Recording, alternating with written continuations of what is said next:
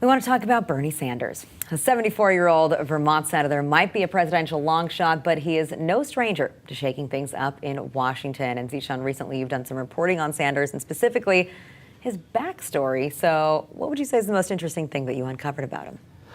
Well, I think one of the sort of most fascinating stories about his tale is that, a lot of politicians that we see today love to trumpet their rags to riches kind of story. They've come from very humble beginnings, and now they've, obviously come to the upper echelons of power in the country, and that's all very impressive.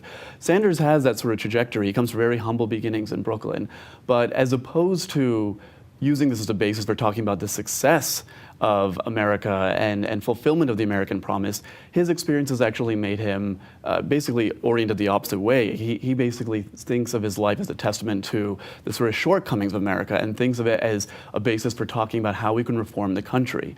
So, he grew up in a pretty impoverished household in Brooklyn.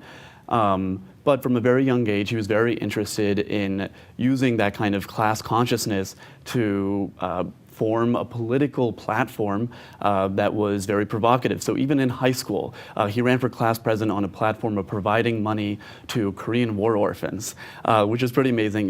He did not win. He got third place. But after that, he was involved in radical politics at the University of Chicago, where he's an undergraduate. And then he made a bid for the mayor. A number of times he lost election.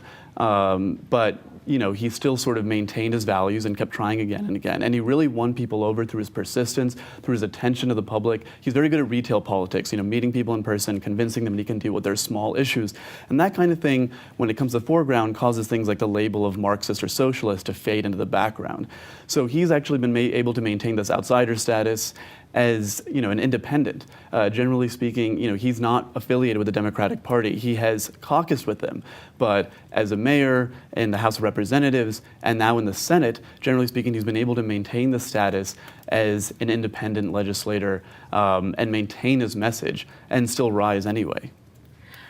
Well, that's the interesting thing about him is Bernie Sanders. I mean, you can't say that this isn't a man that has integrity, right? So many people say that they want to change Washington politics. He's come to Washington, he's been in Washington for a long time, but he still is an outsider and is a bit of a radical. And he actually, he calls himself a socialist Democrat.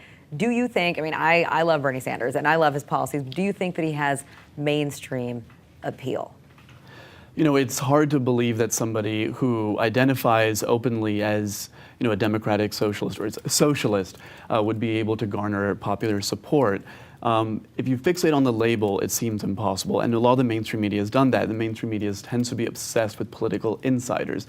But the reality is the electorate in general really likes people. While they do value insider experience, they really do like outsiders. We saw that with somebody like Barack Obama, who was able to make his name without really having much political experience at all. And if you take away the sort of labels, a lot of what Bernie Sanders stands for is actually very popular. His resentment towards the exploitative nature of Wall Street, his anger about income inequality are things that really resonate with the public at large. And that's why we've seen basically across the entire political spectrum, all the other, candidates right now, official or unofficial, Jeb Bush for the Republicans or Hillary Clinton on the Democratic side, are embracing values that, Bernie Sanders has championed his entire life. So if there's any sort of time for his themes to be something that could, galvanize a public, the time might be now.